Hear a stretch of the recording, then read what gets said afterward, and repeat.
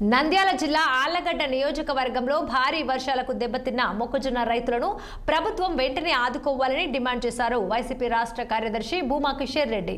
ఇక రైతులు రోడ్లపై ధాన్యాన్ని ఆరబెట్టుకోగా వర్షాలకు తడిసి మొలకలు రావడంతో తీవ్రంగా నష్టపోయారని తెలిపారు. అన్నదాతలకు లక్షలాది రూపాయల మేర నష్టం వాటిల్లిందన్నారు.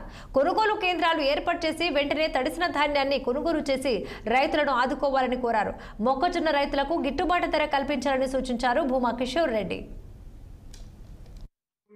పెడతామని చెప్తుంది కానీ ఎక్కడే కానీ ఇంతవరకు రైతుని ఆదుకోవాలనే ఆలోచన కూడా వీళ్ళకి లేదు. ఈరోజు మన ఆర్లగడ్డనే చూస్తే ఎంత దారుణంగా ఉన్నాయంటే రైతుల పరిస్థితి.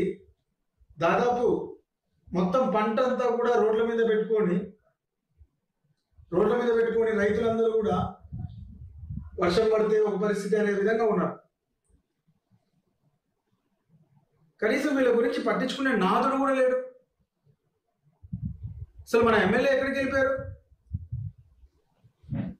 రైతులు ఎంత నష్టపోతున్నారే, కనీసం వచ్చి చూడాలి. రైతుల మీద ఒక అవగాహన, ఎంత పొలం ఎంత నష్టం వచ్చింది అంతా అయిపోయినాక వచ్చి చూస్తావా? ఎందుకు మార్కెట్ యార్డ్ల ద్వారా కొనుగోలు చేయట్లేదు? మేమున్నాం, మా ప్రభుత్వం వస్తే అన్ని ఆదుకుంటాము, రైతులను ఇది చేస్తాం అది చేస్తాం అన్నారు. ఎక్కడుంది ఈరోజు రైతుల పరిస్థితి? ఒక్కరన్నా 10 రోజులు అవుతుంది రోడ్ల మీద ఆరబోస్తున్నారు రైతులు. కనీసం ఒకరన్నా వచ్చి చూసిపోతున్నారా? ఏం చేయాలి, ఎలా చేయాలి, కొనుగోలు చేద్దాము అనే ఆలోచన ఉందా? ఇంతవరకు ఆర్లగడ్డకి రాక 10 రోజులు అవుతుంది ఎమ్మెల్యే. నేను పట్టించుకుంటావు తల్లి, నువ్వు జీతాలు తీసుకునేది ఇందుకేనా? మళ్ళీ ఏమన్నా మాట్లాడితే మా మనోభావాలు దెబ్బతిన్నా. చేయాల్సిన పని చేస్తే ఎవరు మీ మనోభావాలు దెబ్బతీస్తారు? జీతాలు తీసుకుంటారు లక్షలు ఇంట్లో కూర్చోడాక, పని చేయడాక. ఈరోజు రైతులు ఆదుకోవాల్సిన బాధ్యత ఎవరిది? ప్రతిపక్షాన్ని కాదు. మేము ఎత్తి చూపించగలుగుతాం అంతవరకే. ఈరోజు మీరు అధికారం చేతిలో పెట్టుకొని ఎందుకు కొనుగోలు చేయట్లేదు?